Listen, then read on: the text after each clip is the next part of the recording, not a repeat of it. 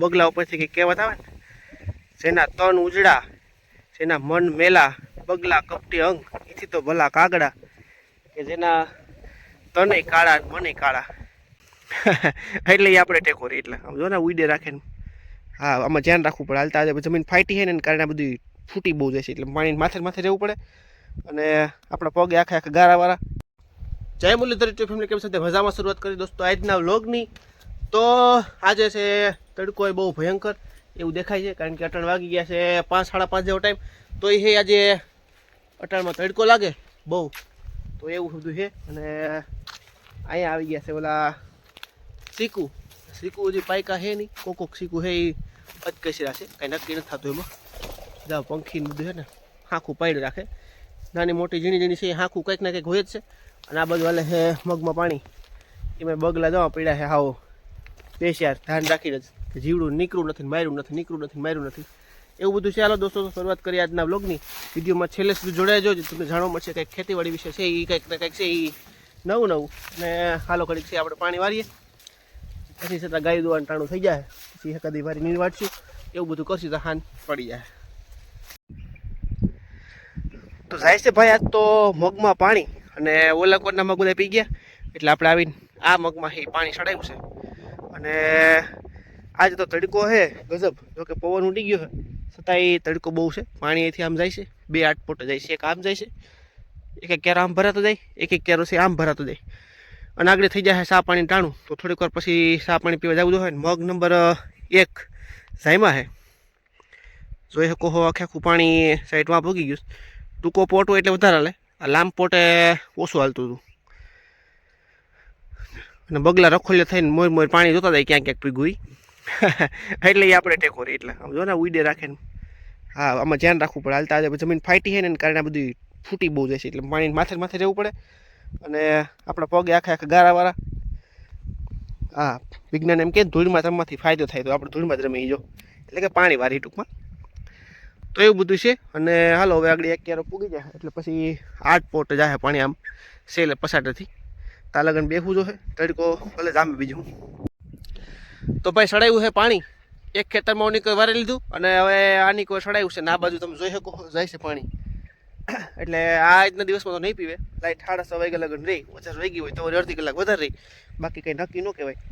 તો ધીરે ધીરે હાલે છે. અને ટાણે તો પાણી પાસે આવતું એટલે ટાઢું પાણી હોય ને, અને જે વાયનું પાણી આવે ને પીવાની જે મજા આવે, એમ થાય પીતે જ રાખીએ. એક જ તારું છે પાણી આવે જ રાખે. એટલે એમાં ડાટો પડ્યો છે એને પીતે જ રાખી, પેટ ભરાઈ જાય આખું. તો હાલો હવે હું કોઈ પસાટ જાય, કારણ કે અહીંયાથી પાણી છે ને 8 પોટ જાય. અને હવે આપણે પહેલાં તમને કીધું એમ આ બધું પાણી પીતા જઈએ, એટલે આની કોઈના મગ પી જાય પછી છે એની કોઈ લાંબા પટે છે એ વારશું. બગલા એવું દેખાય છે બહુ મોટો શિકાર કરી લીધો છે, કારણ કે જો આગળ કંઈક પકડશે એવું મને નજરે ચડે છે. ઝીણા જીવાય જીવડા એ બધું બેઠો બેઠો ખાતો રાખે. અને ઉંદેડા ને એવું ઓટાણા શું છે ક્યાંક બખોલમાં ને ભોણમાં ને એમાં હોય ને એ નીકળે રાખે, એમાં બગલાને મેળ પડી જાય. હાલો કે આપણું આજનું કે વારું ટાણું થઈ ગયું, ખાઈ લેવી. તો આમાં હવે આજે એટલા લગન પીગું છે પાણી, જો કે હજી કલાક એક લાઈટ છે, જોયું જાય કેટલી ઘડી હાલ છે. હજી તો ખરેખર પાણી આવે, અને અડધે પોણે લગન પીગું છે. 4-5 કેરા પીધા, હજી કલાક છે એટલે 4-5 કેરા ભગવાન લગન પૂગી જાય. બાકી કાલે થોડુંક રહે પછી પાવાનું, પછી જાજુ રહે નહીં કંઈ.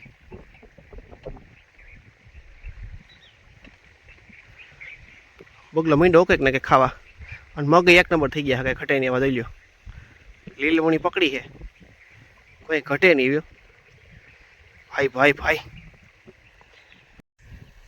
બગલાને પણ શિકાર આઈ નહીં મળી જાય એમ લાગે. હું હા માથે તોડા આવ્યો, પણ આવે એટલે મૂકું નહીં. જેના બગલા ઉપરથી કંઈક કહેવત આવે ને, જેના તન ઉજળા, જેના મન મેલા, બગલા કપટી અંગ, એથી તો ભલા કાગડા, કે જેના તને કાળા મને કાળા. આ બધી લોક સાહિત્યની બહુ જૂની કહેવતું છે. હાલ તો પાણી હાલે છે કમ્પ્લેટ, અને નાખવું એ કડે નાખા માંડે વરવા, કારણ કે આમાં હવે ટૂંકા ક્યારે આવી જાય એમાં વાર ન લાગે. મીંડું કંઈક ને કંઈક ખાવા. પ્રકૃતિ ભાઈ કંઈક ને કંઈક આપી જ દેવ. હાલો ભાઈ, હવે લાઇટ જવાની છે એ ફૂલ તૈયારીમાં છે અને 6:25 જેવું થઈ ગયું. હવે પગ ને એવું બધું ધોઈ નાખી તા આપણે હવે આગળ જવાનું ટાણું થઈ જાય કારણ કે ગાયું દોવાઈ ગઈ છે અને સેલો કેરો છે હવે પીવે છે.